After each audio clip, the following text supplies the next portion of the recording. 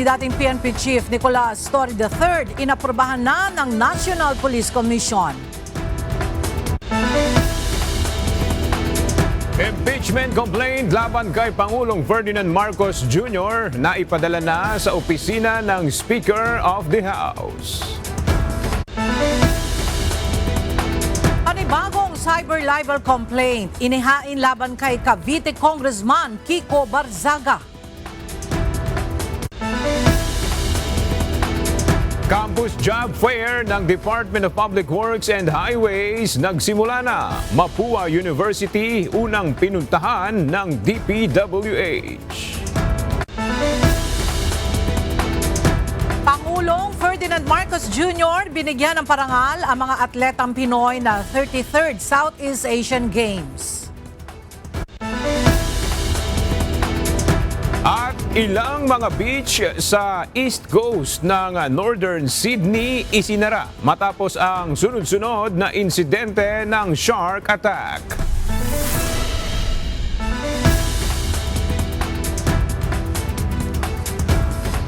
Magandang tanghali mga kasangbahay. Ngayon po ay araw na Miyerkules, January 21, 2026. Tayo po ay sabayang napapakinggan sa Radyo La Verdad 1350, ang UNTV Radio. At una sa mga balita ngayon tanghali. Inaprobahan ng National Police Commission ang optional retirement ni dating PNP Chief General Nicolas Torre III. Epektibo ang optional retirement ni Torre nitong December 26 matapos mailabas ang NAPOLCOM Resolution number 2026-0029. Ito ay kasunod ng kanyang pag-upo bilang General Manager ng Metropolitan Manila Development Authority noong December 26, 2025. Dahil sa pag-aproba ng NAPOLCOM, inaasahang magiging full-fledged chief si acting PNP Chief Lieutenant General Jose Melencio Nartates Jr. sa ranggong 4-star General. Nauna nang inalis sa pwesto si Torre noong August 2025 at inilagay sa floating status bago ipwesto sa MMDA. Naipadala na sa tanggapan ni House Speaker at Isabela 6th District Representative Faustino Boji III ang kauna-unahang impeachment complaint laban kay Pangulong Ferdinand Marcos Jr. Kinumpirma ito ni House Secretary General Attorney Sheloy Garofil. Kasabay nito, tiniyak ng House official na maayos na naipasok, naitala at naipadala sa kinaukulang tanggapan ang dokumento bilang pangunahing hakbang sa proseso. Inihain ang kauna-unahang reklamong impeachment laban kay PBBM ng abogadong si Andre De Jesus at iniendorso ni House Deputy Minority Leader at Pusong Pinoy Party List Representative Jet Nisay. Naniniwala si House Deputy Minority Leader at Mamamayang Liberal Party List Representative Leila De Lima na dapat humarap si Pangulong Ferdinand Marcos Jr. sa pagdinig ng impeachment complaint laban sa kanya, oras na ma-refer na ang reklamo sa House Committee on Justice. Samantala, ayon kay House Senior Deputy Minority Leader at Caloocan 2nd District Representative Edgar Erice, malalaman ang tunay na motibo sa inihaing impeachment complaint laban sa presidente sa magiging aksyon ng Kamara hinggil dito. Ang detalye sa ulat ni Rosalie Coz. Si Pangulong Ferdinand Marcos Jr. ang inirereklamo sa inihaing impeachment complaint sa Kamara kaya dapat siyang humarap sa pagdinig oras na simulan ito ng House Committee on Justice. Ayon ito kay House Deputy Minority Leader at Mamayang Liberal Party List Representative Leila De Lima. Ideally, dapat siyang mag-attend because he is the respondent. And the committee has the power to compel attendance of anyone. Diba? And then may consequences kapag hindi sundin yung summons o yung subpoena. Pero depende pa rin anya ito sa desisyon ng mayorya ng mga miyembro ng komite. Samantala, malalaman naman ang tunay na motibo sa inihaing impeachment complaint laban sa presidente sa magiging aksyon ng Kamara hinggil dito, ayon kay House Senior Deputy Minority Leader at Caloocan 2nd District Representative Edgar Erice. Kasi actually hindi ko alam kung ano yung lalabas yung tunay na motive, depende sa action ng House dito sa sa impeachment complaint na ito. Kung minadali at na-prevent yung ibang impeachment complaint, di ibig sabihin, yun ang motive. Para sa kongresista, basura ang unang impeachment complaint dahil nakabatay lang anya sa news articles. Pero paano naman ang proseso kung may maghain ng ibang impeachment complaint laban kay PBBM ngayong linggo? Makapag-file this week, yung ibang complainants tapos medyo malakas, baliwala na rin yung effort niya. Pero siguro ang damage lang magmamadali yung mga complainants para hindi sila maging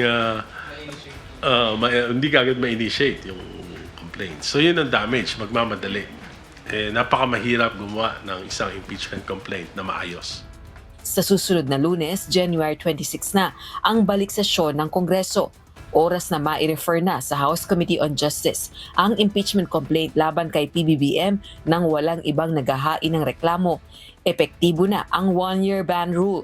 Ibig sabihin, wala nang maaaring maihain na iba pang impeachment complaint laban kay PBBM sa loob ng 1 taon. Rosa Licoz, UNTV News and Rescue. Diyos ang aming sandigan, serbisyo publiko ang aming pinahahalagahan. Pinayuhan ng Malacanang si Presidential son at House Majority Leader Sandro Marcos na gawin lamang ang kanyang trabaho bilang mambabata sa paghawak sa reklamo laban sa kanyang ama. Kaugnay ito ng impeachment case na inihain sa Kamara laban kay Pangulong Ferdinand Marcos Jr. Si Congressman Marcos bilang chairperson rin ng Committee on Rules ang may jurisdiksyon sa Order of Business ng Kamara. Batay sa House Rules, may 3 araw ito para mai-refer ang naturang reklamo sa Committee on Justice. Kung ano po ang mandato ni Congressman Sandro, ipatupad niya po yun. Wala dapat siyang kinikilingan. Kahit ama niya po ang masasabing malalagay dito sa impeachment complaint. Isa pang cyber libel complaint ang inihain laban kay Cavite 4th District Representative Francisco Kiko Barzaga. Isinampa ito sa Manila Prosecutor's Office ni Manila 2nd District Representative Rolando Valeriano na miyembro ng National Unity Party o NUP. Bunsod pa rin ito ng umano'y alegasyon ni Barzaga sa NUP members na sinuhulan umano ng isang business tycoon para sa political support. Ito na ang ikatlong reklamong cyber libel na inihain laban sa neophyte lawmaker na kasalukuyan ding suspendido ng Kamara dahil sa disorderly behavior at di akmang pag-uugali bilang kongresista. Tinawag ni Senator Amy Marcos na drama series ang impeachment complaint kay Pangulong Ferdinand Marcos Jr. May pahayag rin ang presidential sister sa impeachment complaint na inaasahan namang ihahain laban kay Vice President Sara Duterte. Ang detalye sa ulat ni Asher Cadapan Jr. Tinawag ni Senador Amy Marcos na isang drama series ang impeachment complaint laban sa kapatid nitong si President Ferdinand Marcos Jr. Ito ay matapos ihain ang kauna-unahang impeachment complaint laban sa Pangulo sa mababang kapulungan ng Kongreso. Bukod sa pagpapaaresto ni Presidente Bongbong Marcos kay dating Pangulong Rodrigo Duterte, isa pa sa mga pangunahing dahilan ng pagpapa-impeach kay PBBM ay ang paggamit umano nito ng iligal na droga. Ngunit ayon sa presidential sister, bumenta na sa takilya ang naturang issue ng paggamit ng ipinagbabawal na gamot ng kanyang kapatid. Isa na naman drama series na mukhang tatagal ng 1 taon. Kilala naman natin sino nag-file at anong background. Kaya yun nga, baka drama series lang to para sa 1 taon tagal. Tumanggi na rin sagutin ni Senador Amy kung sa tingin niya ay magtatagumpay ang impeachment kay Pangulo. Anya, hindi pa niya nababasa ito ng maigi dahil natatawa ito sa itsura nito. Ngunit kung lulusot anya ang impeachment sa Kamara ay tatayo rin siya bilang isa sa mga senator judge sa kaso. Kaugnay naman ng impeachment complaint na posibleng ihain laban kay Vice President Sara Duterte, maikli lang ang kanyang tugon. Hindi na ako magkokomento tungkol sa ikalawang impeachment complaint na inaasahan tutol kay VP Sara, pero sa palagay ko alam na ng Kongreso ang nangyari nung nakaraang eleksyon. Asher Cadapan Jr., UNTV News and Rescue. Diyos ang aming sandigan, serbisyo publiko ang aming pinahahalagahan. Magkakasama ngayon sa piitan sina dating Senador Ramon Bong Revilla Jr. at mga kapwa nito akusado matapos mag-issue ang Sandigan Bayan ng commitment order sa kanilang kasong malversation. Sa New Quezon City Jail sa Payatas, natulog ang mga ito kagabi. Ang detalye sa report ni Evan Alvarez.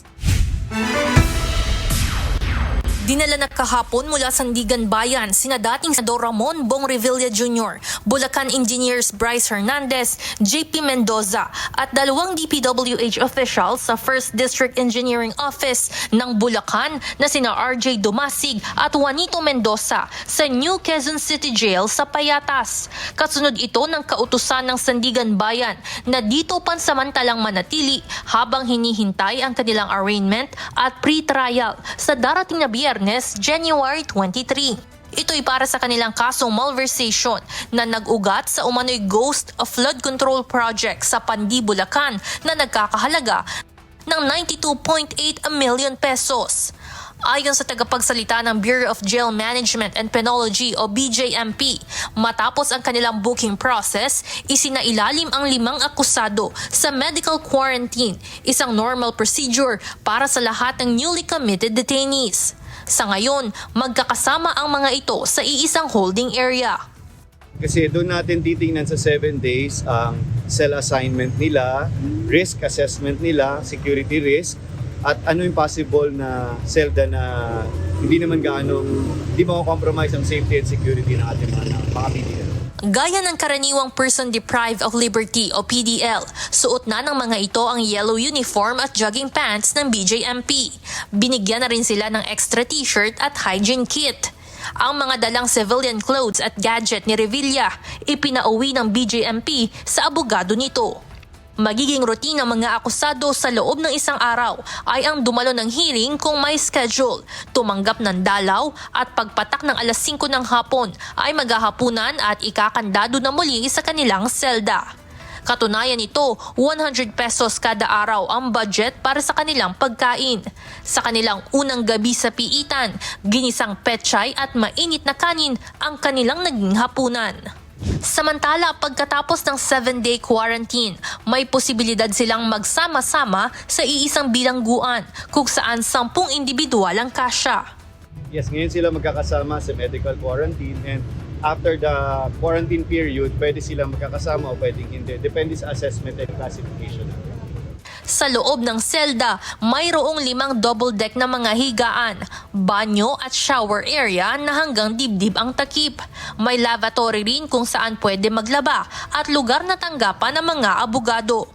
Hindi rin ito air-conditioned at mayroon lamang 2 ventilador.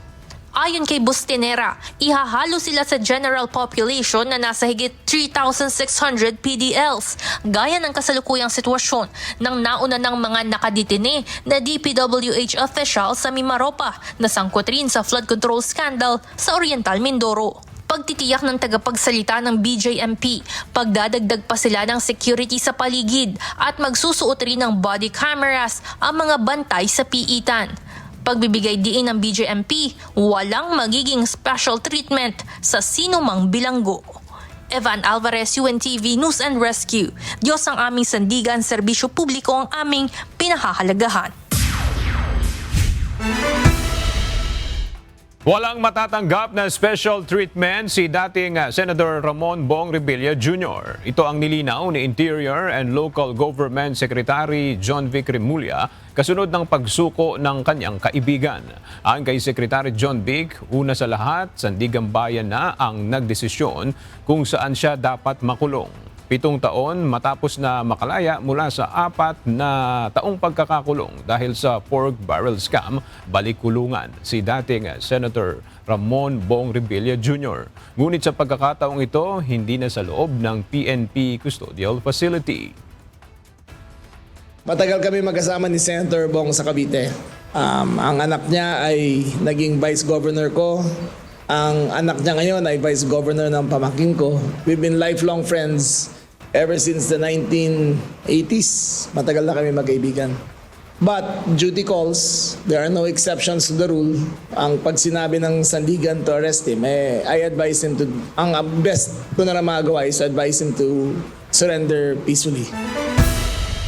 Humingi ng extension si Senator Joel Villanueva sa Department of Justice upang makapagsumite ng kanyang counter-affidavit sa reklamong malversation.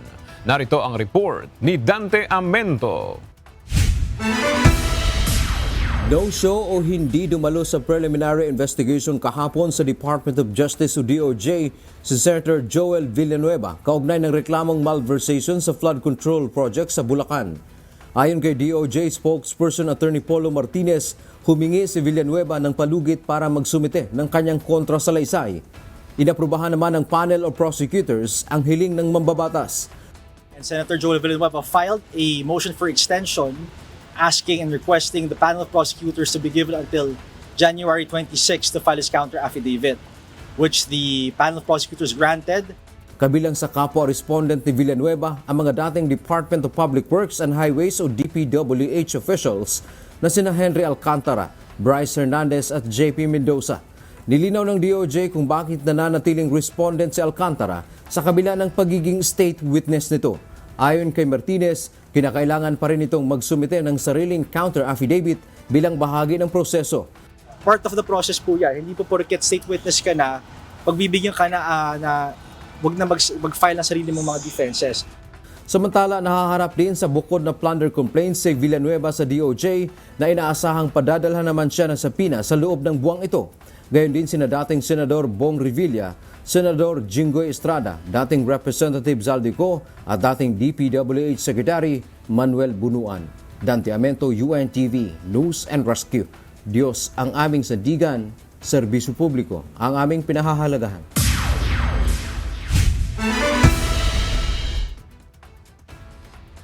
Tumistigo kahapon sa Sandigang Bayan si Department of Public Works and Highway Secretary Vince Dizon laban sa siyam na DPWH officials ng Mimaropa na humihiling na makapagpiyansa sa kaso na malversation.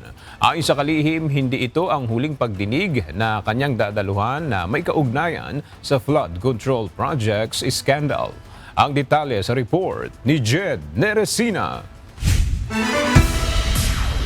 Mapapadalas ako sa korte. Ito ang binitawang mga kataga ni Department of Public Works and Highway Secretary Vince Dizon matapos tumestigo sa pagdinig sa Sandigan Bayan kahapon. Bahagi ito ng nagpapatuloy na bail petition hearing sa malversation charges, kaugnay ng substandard 289.5 million pesos na flood control project sa Nauhan Oriental, Mindoro.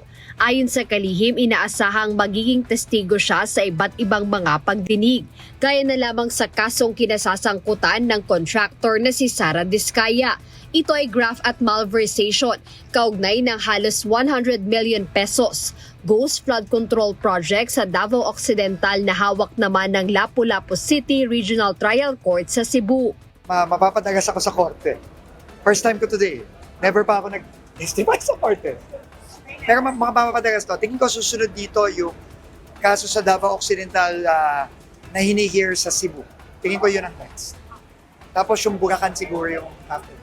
Samantala, nagpahayag ng kumpiyansa si Secretary Dizon sa justice system ng bansa. Aniya tiwala siya sa Sandigan Bayan na talagang mapatutunayan na substandard ang proyekto at nagkaroon ng kontsyabahan partikular sa kontrobersyal na flood control project sa Nauhan Oriental, Mindoro. Nakita nyo naman lahat yun. Ayon sa plano, 12 meters ang sheet pile, pero yung nakita natin, 3 meters lang. 1/4 lang nung dapat. At dahil doon, nakikita naman natin yung epekto na isang bagyo pa lang, meron ng mga parting nasisira. So, yun ang basihan kung bakit tayo nagkaso. Dagdag ni Secretary Vince na sapat ang mga ebidensya para ituro ang mga ito sa maanumalyang proyekto kontra baha. Bukod sa mga ebidensya, naniniwala rin si Dizon na magiging patas ang korte sa isinasagawang mga pagdinig. Jed Neresina, UNTV News and Rescue. Diyos ang aming sandigan, serbisyo publiko ang aming pinahahalagahan.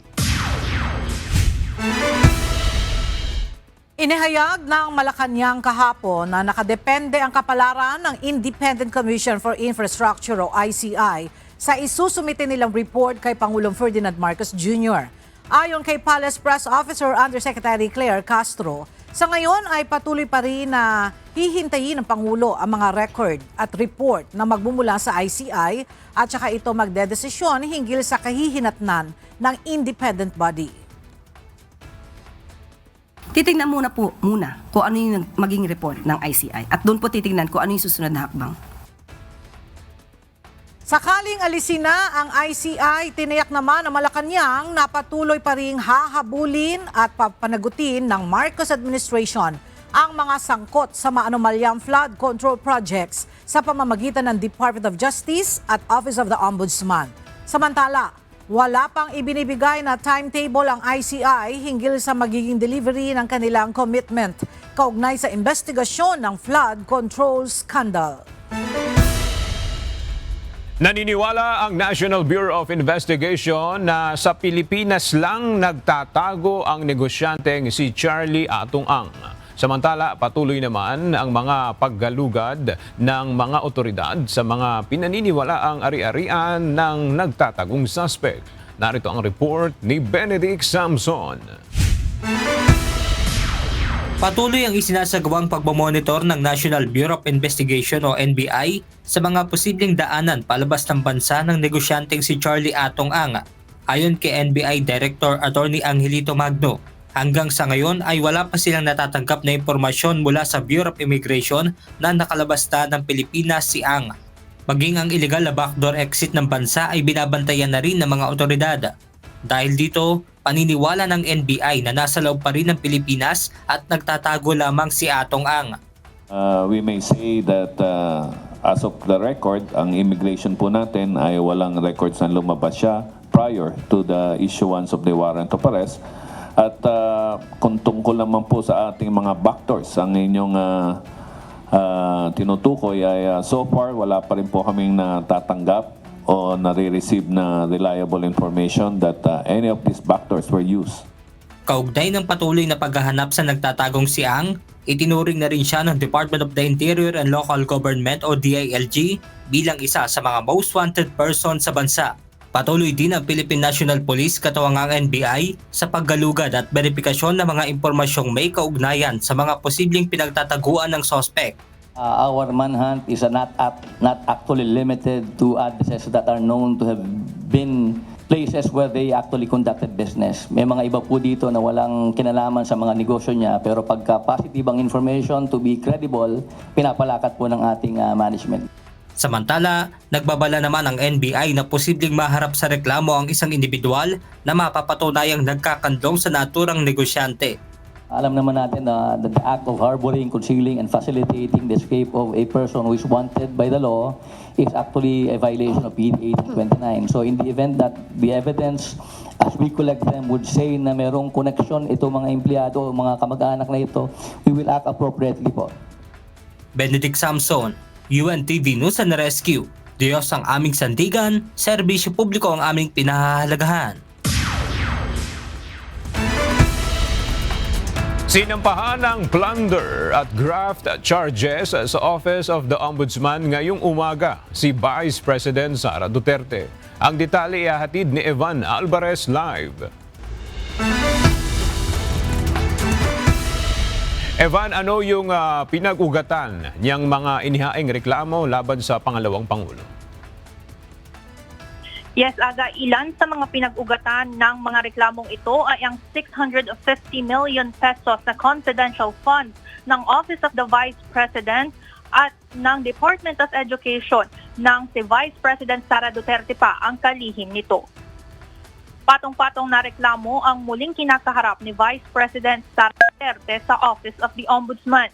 Ngayong araw, nagtungo si dating Senador Antonio Trillanes IV at ang The Silent Majority na isang civil society group sa Office of the Ombudsman upang magsampa ng plunder at graft complaints laban sa Vice Presidente.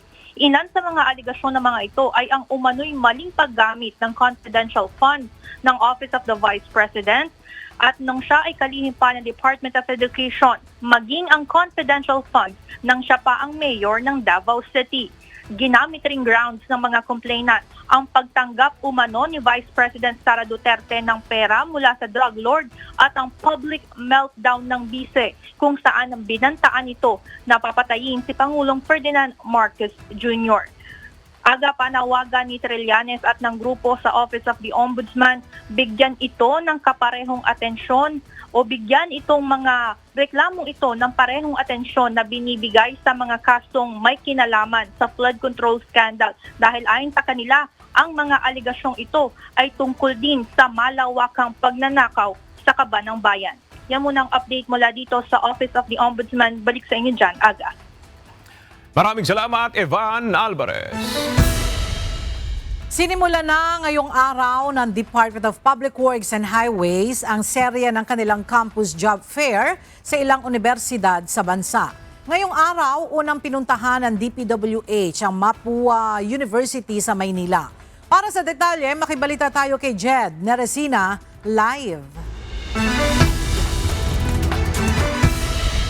Jed, anong mga posisyon sa DPWH ang pwedeng applyan ng mga interesadong aplikante?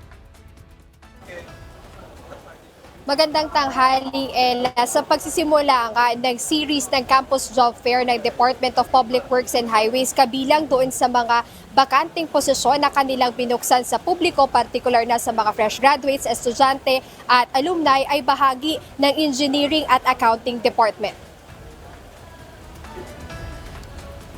Nagsimula na ngayong araw ang kauna-unahang Campus Career Caravan ng Department of Public Works and Highways ngayong 2026 na ginanap sa Mapua University. Tinawag ito ni Secretary Vince Dizon na Premier Engineering Institution kung saan binigyang diin ng kalihim ang halaga ng magiging bahagi ng mga kabataan sa reformang ginagawa ng ahensya. Bilang ito ang kauna-unahang campus job fair ng DPWH. Ayon sa kalihim, hindi nila inaasahan na dadagsain ito ng mga estudyante maging ng mga alumni ng nasabing universidad. Nung sinimulan namin itong plano para mag-job fair this year, medyo kabado kami ng konti. Kasi alam niyo naman, no, na napakainit ng DPWH nitong mga nakaraang buwan. And we were actually very nervous. Baka mapahiyagan kami at huwag mag-a-apply. No, pero ang nakakatuwa po doon, at least ngayon dito sa Mapua, gumampas na po ata tayo dun sa expected nating inaasahang mag-a-apply. So maraming salamat po sa Mapua, sa ating mga estudyante. And it shows na talaga po ang mga kabataan natin ngayon, talagang yung init ng kagustuhan nilang magsilbi sa bayan, nandyan pa rin. Despite all of the bad things that have happened, all of the bad news na nakikita natin, nandun pa rin yung init at kagustuhang magsilbi. Sa tala ng ahensya, as of 9:30 in the morning, halos 100 aplikante na ang dumalo sa job fair na inaasahang aabot pa sa mahigit 300 ito. Layo ng job fair na maengganyo ang mga kabataan na tumulong sa ginagawang pagbabago sa ahensya. Base na rin sa direktiba ni Pangulong Ferdinand Marcos Jr. na linisin ang hanay ng DPWH.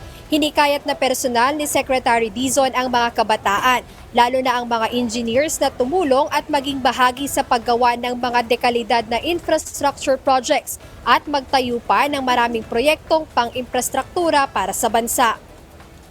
Ella, bukod dito sa Mapua University, inaasahang magtutungo pa ang Department of Public Works and Highways para magsagawa ng campus job fair sa iba pang universidad dito sa Pilipinas, particular na sa University of the Philippines, De La Salle University, Polytechnic University of the Philippines at iba pa. At ayon nga rin kay Secretary Dizon, target nila na maabot yung iba't ibang university sa bansa para makahanap ng mga kabataan na nagnanais tumulong o makabahagi dito sa reformang ginagawa sa DPWH. Ayan muna update mula rito sa Maynila. Balik sa inyo, Ella. Maraming salamat, Jed Neresina. Ibinahagi ngayon ng Department of Migrant Workers na nakaligtas at nasa maayos na kalagayan ang 8 overseas Filipino workers na nagtatrabaho mula sa isang nasunog na pabrika sa South Korea. Sa post ng DMW ngayong umaga, kinumpirma nito na nakaligtas ang 8 OFW mula sa sunog na sumiklab sa isang plastic manufacturing company mula sa Paju, Gyeonggi-do na nangyari noong January 16. Dahil sa insidente, ayon kay Secretary Hans Leo Kakdak, sa ngayon ay pansamantalang natigil ang trabaho ng 8 OFW matapos na masuspindi ang operasyon ng nasabing kumpanya. Sa kabila nito, inaasikaso na sila ng Embahada ng Pilipinas para matulungan ang mga ito, kabilang na ang pagkakaloob ng financial assistance at pagsasaayos ng mga nasunog nilang passport. Nagbabala ang Department of Migrant Workers sa mga overseas Filipino workers at mga naghahangad magtrabaho sa abroad laban sa isang illegal na recruitment scheme na nag-aalok umano ng trabaho sa Japan sa ilalim ng Technical Intern Training Program o TITP. Batay sa beripikadong ulat, ang nasabing scheme ay iniuugnay sa isang Filipina na nasa Japan na walang lisensya o otoridad mula sa DMW upang mag-recruit o magpadala ng mga manggagawang Pilipino sa ibang bansa.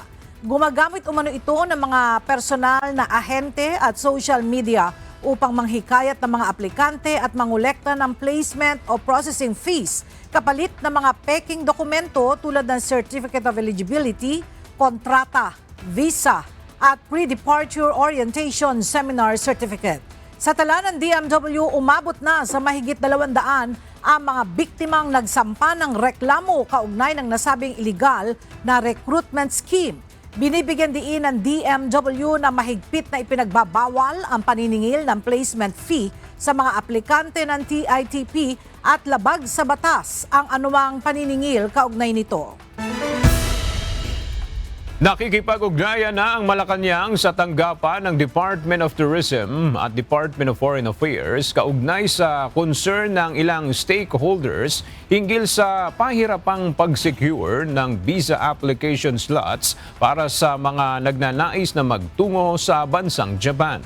Kamakailan nanawagan ang Global Tourism Business Association hinggil sa umano'y pahirapan at nagkakaubusang slots para makakuha ng Japanese visa.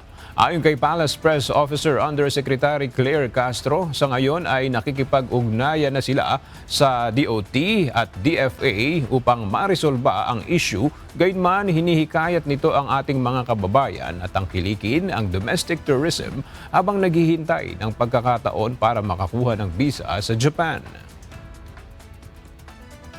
Pansamantala, habang sila ay naghihintay ng kanilang visa, na i-issue ng bansang Japan, ito naman kanilang polisiya. At ginagalang natin to. Pero hanggat habang sila ay naghihintay, mas maganda po sigurong i-explore ng ating mga kababayan ang Pilipinas. Iangat din natin ang turismo ng Pilipinas at kung sila ay kikita dahil sa travel tax at kikitain ng mga tourism agencies, mas kikita rin po sila kung iaangat nila ang turismo ng Pilipinas. Binigyan ng parangal ni Pangulong Ferdinand Marcos Jr. at First Lady Liza Marcos sa mga atletang Pinoy na sumabak at humakot ng medalya sa 33rd Southeast Asian Games noong December 9 hanggang 20, 2025 sa Thailand. Aabot sa 50 golds, 73 silvers at 154 bronze ang nahakot ng Pilipinas sa SEA Games. Kabilang sa mga makasaysayang nakasungkit ng gold medals ang women's football, women's freestyle relay in swimming, men's basketball, women's softball at si Alex Iyala na nakakuha ng gold medal sa tennis singles. Lahat ng medalists ay makakatanggap ng insentibo sa ilalim ng Republic Act No. 10699. Ang SEA Games gold medalist ay makakatanggap ng 300,000 pesos, 150,000 pesos para sa silver medalist at 60,000 pesos sa bronze medalist.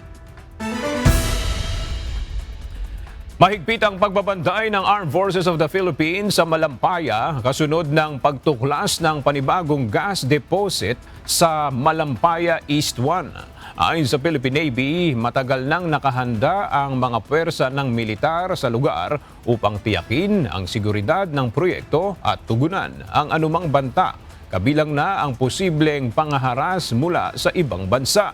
Para sa detalye, may report si Ryan Lacanlale live. Ryan, may mga ide-deploy bang assets ang Philippine Navy para magbantay sa Malampaya? Agad tuloy-tuloy naman yung deployment ng Philippine Navy ng kanilang asset sa West Philippine Sea at kabilang na nga sa kanilang binabantayan yung Malampaya sa Palawan. Tiniyak ng Philippine Navy na mahigpit pa rin ang seguridad sa Malampaya gas field matapos matuklasan ng panibagong natural gas sa Malampaya East 1. Ayon kay Rear Admiral Roy Vincent Trinidad, tagapagsalita ng Navy para sa issue ng West Philippine Sea, matagal nang binabantayan ang lugar ng Joint Task Force Malampaya sa ilalim ng Western Command. Sila ang nakaatas na magbantay at rumesponde sa anumang posibleng banta sa seguridad sa lugar. Dagdag pa niya, handa ang Armed Forces of the Philippines na magbigay ng karagdagang tulong kung kakailanganing palakasin ang mga operasyon sa Malampaya.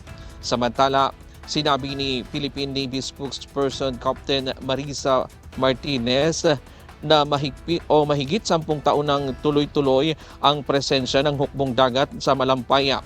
Gumagamit sila ng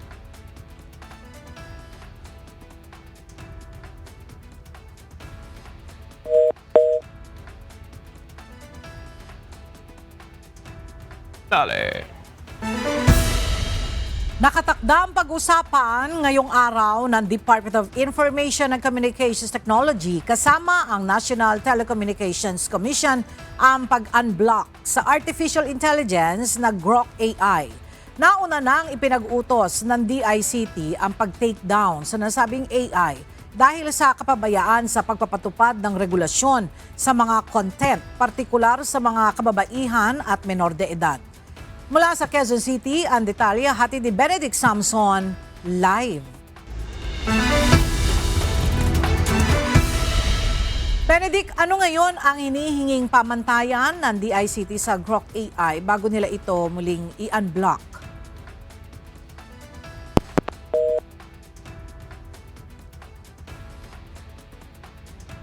Alright, balikan po natin ang pag-ulat niya ni Benedict Samson.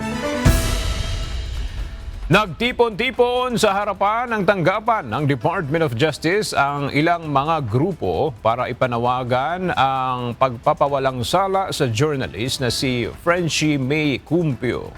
Bukas ang nakatakdang schedule sa pagbababa ng hatol ng korte kay Cumpio na nahaharap sa kasong illegal possession of firearms at terrorism financing. Mula sa Maynila, may report si Dante Amento live. Yes, Dante. Magandang tanghali, Aga. Nagtungo nga dito kanina sa harapan ng Department of Justice ang ilang grupo. Kabilang na dyan, Aga, ang grupo ng mga mamamahayag. Ang kanilang panawagan ay pawalang sala o acquittal ng journalist na si Frenchie May Cumpio. Si Cumpio ay inaresto noong 2020 kaugnay ng terrorism charges at illegal possession of firearms. Bukas ay inaasahan ang promulgation o pagbababa ng hatol kay Cumpio ng korte sa Tacloban Regional Trial Court. Ayon sa mga kasamahan ni Cumpio, gawa lamang ang 2 kaso laban sa kanya at matapos ang 6 na taong pagkakabilanggo ay dapat naan nila itong lumaya. Noong 2024, bumisita sa United Nations o UN Rapporteur on Freedom of Expression na si Irene Tan kay Cumpio sa kulungan at sinabi nitong dapat ipawalang bisa ang terrorism charges laban sa kanya. Aga, ang katwiran nga nitong mga kasamahan ni Cumpio ay freedom of the press o freedom of expression ang ginawa nitong akusado, kaya dapat lamang siyang palayain dahil wala naman siyang naging paglabag. Kaya naman dito sila nagtungo sa tanggapan ng Department of Justice sapagkat ang DOJ ang naging prosecution dito sa naging ang kaso laban kay Kumpyo. Yaman ang ating update mula dito sa DOJ. Balik sa iyo, Aga. Maraming salamat, Dante Amento. Nakatakdang pag-usapan ngayong araw ng Department of Information and Communication Technology kasama ang National Telecommunications Commission ang pag-unblock sa artificial intelligence na Grok AI. Nauna nang ipinagutos ng DICT ang pag-takedown sa nasabing AI dahil sa kapabayaan sa pagpapatupad ng regulasyon sa mga content partikular sa mga kababaihan at menor de edad. Mula sa Quezon City, balikan natin si Benedict Samson live. Benedict, ano ngayon ang hinihinging pamantayan ng DICT sa Grok AI bago nila ito muling i-unblock? Magandang tanghali, Ella, dahil nga sa nagagamit ang Grok AI sa sexual content, kaya kamakailan ay dinak ng Department of Information and Communication Technology ang pag-access dito. Ngayong tanghali ay magsasagawa ng pagpupulong ang DICT kasama ang National Telecommunications Commission at ang sister company ng Grok AI na XAI. Dito titingnan ng DICT kung nasunod na ng Grok AI ang mga panuntunan na ibinigay sa kanila, tulad ng pag-aalis sa kakayanan nito na makapag-edit ng imahe na siya namang nagagamit para maabuso ang kababaihan at minor de edad.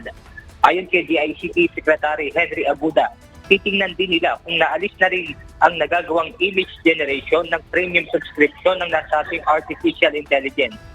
Ayon naman kay Cybercrime Investigation and Coordinating Center o CICC Executive Director Aboy Paraiso, isa din sa dahilan kung bakit pansamantalang inalis ang access sa Grok AI ay upang maiwasan nga ang pananamantala online. Ella, ayon pa kay Secretary Aguda, alinsunod din ang nasabing hakbang para masiguro na ligtas ang paggamit ng internet sa bansa. At yan muna ang ating update mula rito sa Quezon City. Balik sa inyo dyan, Ella.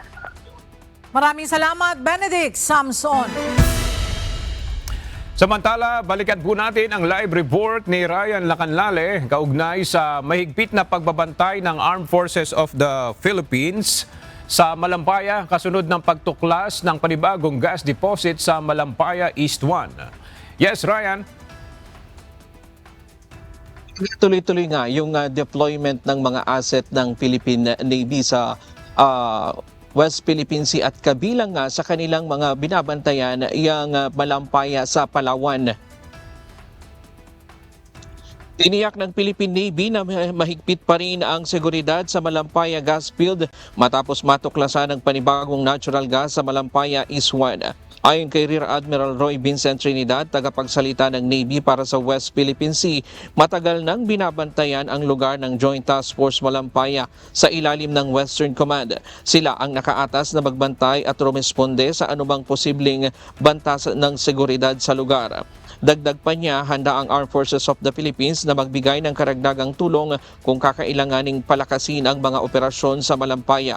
Samantala, sinabi ni Philippine Navy spokesperson Captain Marisa Martinez na mahigit 10 taon nang tuloy-tuloy ang presensya ng hukbong dagat sa Malampaya. Gumagamit sila ng mga barko, eroplano at espesyal na puwersa upang masigurong ligtas ang lugar. Kasabay ng bagong tuklas na gas sa Malampaya East 1, muling iginiit ng Navy ang kanilang paninindigan na ipagtanggol ang soberanya ng bansa at ang seguridad ng mahahalagang pasilidad ng enerhiya. Lalong pinalakas ang kakayahan ng Philippine Navy sa pagdating ng bagong patrol ship na BRP Raha Sulaiman noong January 17. Ayon sa Navy, ang makabagong barkong ito at iba pang modernong kagamitan ay makatutulong upang mas mabantayan ang karagatan ng bansa, magpatrolya sa exclusive economic zone ng Pilipinas at maprotektahan ang mahahalagang yaman tulad ng Malampaya gas platform. At yan muna ang latest mula dito sa Camp Aguinaldo sa Quezon City. Balik sa iyo, Aga. Maraming salamat, Ryan Lacanlale. At para naman sa ating weather update, inaasahang hihina na bilang isang low pressure area ang Bagyong Ada ngayong araw. Habang isa pang panibagong LPA sa labas ng Philippine Area of Responsibility ang binabantayan ng Pag-asa. Gayunman, mababa ang tsansa na mabuo ito bilang isang bagyo. Alamin natin ang latest weather report mula kay Benison Estareja. Weather specialist ng DOST Pag-asa. Huli pong namataan ng bagyong Ada, 1,245 kilometers silangan ng Central Luzon. So patuloy pa rin yung paglayo ng bagyong Ada sa ating kalupaan. Taglay pa rin ang hangin na 55 kilometers per hour malapit sa gitna at may pagbugso hanggang 70 kilometers per hour at kumikilos patimog silangan at 10 kilometers per hour. So patuloy nga ang paglayo at walang inaasahan pa rin direktang epekto sa alimampanig po ng ating bansa. So nagbibigay tayo ng updates dahil ito po ay nasa loob pa rin ng ating area of responsibility. Samantala, yung isa pang weather disturbance or low pressure area na mataan pa rin po natin dito sa may silangan po ng Mindanao sa labas ng ating area of responsibility. Huli itong namataan kaninang alas 8 at around 2,225 kilometers silangan ng southern Mindanao at nasa mababa pa rin po ang chance or nasa yellow, low chance na ito ay ma-develop bilang isang tropical depression or mahinang bagyo sa susunod na 24 oras. Kagaya nitong si Bagyong Ada, wala rin pong direktang epekto itong low pressure area sa alimampanig ng ating bansa sa susunod na 24 oras. Instead po, yung northeast monsoon o yung malamig pa rin na hanging amihan ang nakakaapekto sa majority ng ating bansa. No? Nagdadala pa rin po ito ng may hinang pag-ulan dito sa may eastern sides ng Luzon, kabilang ng Cagayan Valley, halos buong Cordillera Region, down to Aurora, Quezon Province at yung hilagang bahagi po ng Kabigulan. Asahan lamang yung may hinang pag-ulan at makulimlim na panahon sa susunod na 24 oras at meron lamang mga isolated or mga pulupulong mga pag-ulan elsewhere or sa ilang panig ng ating bansa. Sa kasalukuyan, may mga pag-ulan po dito sa may Oriental Mindoro, Aklan, Capiz, ilang bahagi pa po ng Samar provinces. Yan po ay dahil pa rin sa northeast monsoon. Base naman sa latest track ng Pag-asa, mas mapapaaga po yung paghina nitong tropical depression Ada into a low pressure area. So maaaring mamayang hapon na lamang po or mamayang gabi. At pag naging low pressure area po ito, mas lumilit na yung chance na mas magkakaroon pa ito ng epekto sa ating bansa. No? Kung mapapansin po nila, within the next 12 hours, kikilos pa rin po patimog silangan or timog-timog silangan itong si Bagyong Ada. At wala pa rin tayong nakataas po na tropical cyclone wind signal. Pagdating naman sa epekto ng northeast monsoon, yung mga pabugso-bugsong hangin, hindi po yan dahil kay Bagyong Ada, yan po ay dahil sa amihan. For today, most of Luzon, gayon din ang buong Visayas, asahan yung mga strong to gale force gusty winds, gayon din ang Caraga Region, Davao Region, Zamboanga Peninsula, down to Camiguin, Misamis Oriental, Lanao del Norte, Basilan at Tawi-Tawi.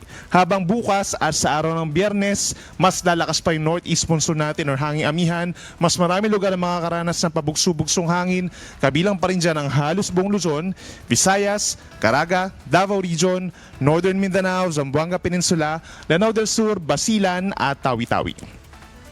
At dahil sa malakas na bugso ng amihan, matasin po ang mga pag-alo natin lalo na dito sa Luzon. So meron pa rin po tayong gale warning hanggang 5 metro or nasa 2 palapag ng gusaling taas ng mga pag-alon.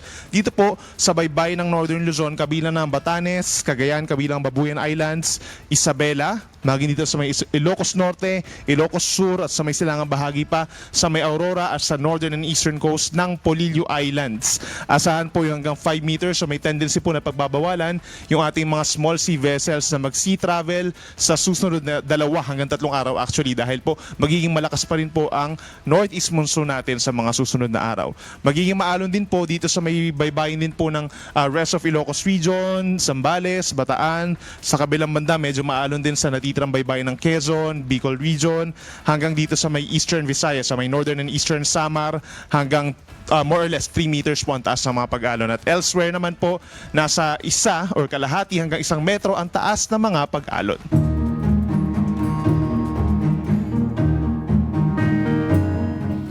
Sinusuri na ng Philippine Institute of Volcanology and Seismology o PHIVOLCS ang maputing abong ibinuga ng Bulkang Mayon kamakailan. Ayon sa ahensya, nais nilang malaman ang pinagmulan ng usok at posibleng abutin ng ilang araw bago makuha ang resulta ng ginagawang test. Mula sa Legazpi City, Albay, makibalita tayo kay Ryan sa Latandol Live. Ryan, may sinabi na ba yung PHIVOLCS kung ano yung kaugnayan ng tila maputing abo sa nangyayaring pag-aalboroto ng Bulkang Mayon?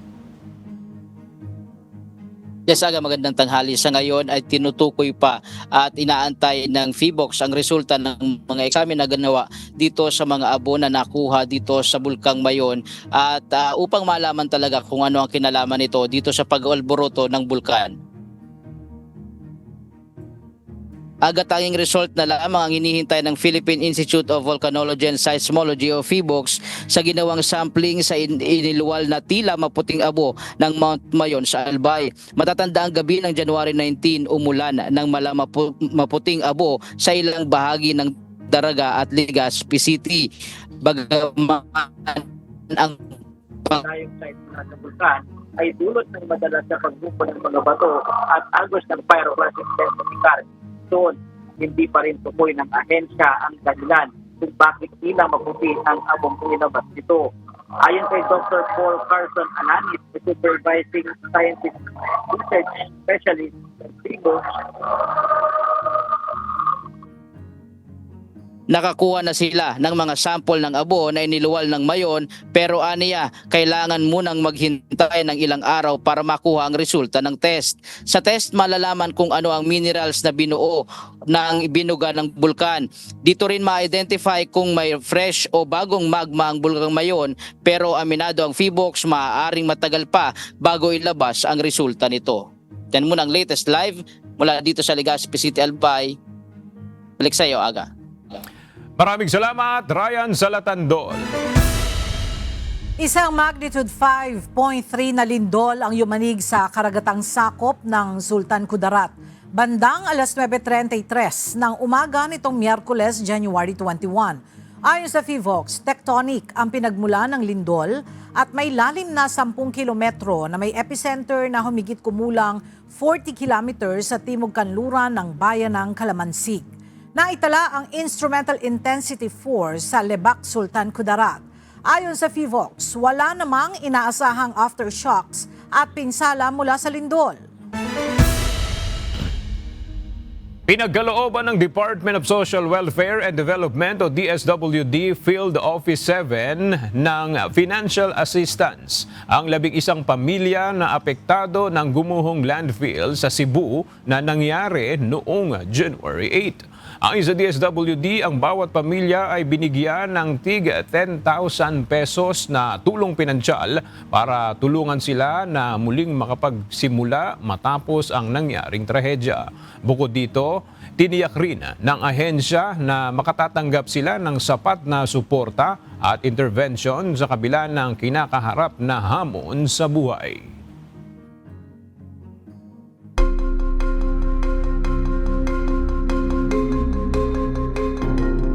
Pansamantalang isinara ng mga otoridad ang lahat ng beaches sa Northern Sydney sa Australia dahil sa sunod-sunod na insidente ng shark attack. Isang lalaki ang isinugod sa ospital at nasa kritikal na kondisyon dahil sa malubhang pinsala sa binti ng atakihin ng pating habang isang batang lalaki naman ang nakaligtas matapos kagatin ng pating ang kanyang surfboard. Ayon sa mga eksperto, ang matinding pag-ulan nitong mga nakaraang araw ay nagdulot ng malabong tubig sa dagat at sewage runoff na umaakit sa mga isda at pating, partikular sa mga bull sharks. Sinabi ng mga otoridad na mananatiling sarado ang mga beach hanggang sa matiyak ang kaligtasan ng publiko.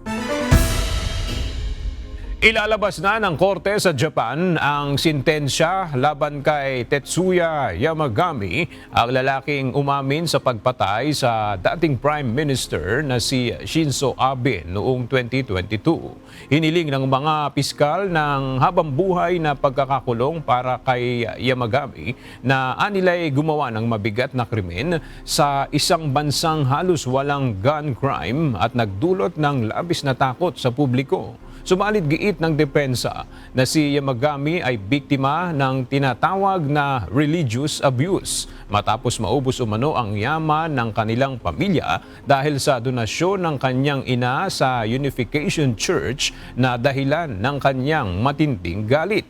Hati naman ang opinyon ng publiko sa Japan sa kaso dahil bagamat kinikilala ang bigat ng krimeng nagawa ng suspect, binigyang diin din ng ilan na inilantad ng kaso ang pang-aabuso ng ilang relihiyosong organisasyon at ang kaugnayan ng mga ito sa politika.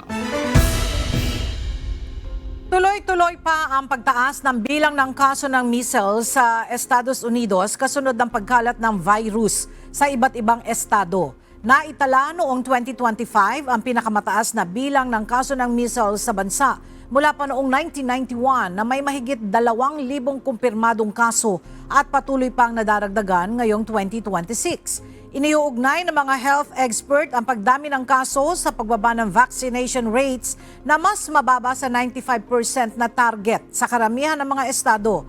Dahil dito, nagbabala ang mga eksperto na kung magpapatuloy ang ganitong antas ng pagkalat ng sakit, ay maaari nang ituring na endemic ang measles sa US na itinuturing na kabiguan ng public health sector. At sa ating pong iiwang mga salita ng Diyos na ating sandigan mula sa Aklat ng Kawikaan, Kapitulo 14, versikulo 5 na nagsasabi, ang tapat na saksi ay hindi magbubulaanan, ngunit ang sinungaling na saksi ay nagbabadya ng mga kasinungalingan. At yan ang mga balitang aming tinutukan at inaksyonan dahil sa aming pagbabalita, una ang pagkalinga sa kapwa. UNTV C News may balita saan mang panig ng daigdig. At dito sa UNTV, Diyos ang aming sandigan, serbisyo publiko ang aming pinahahalagahan. Magandang tanghali.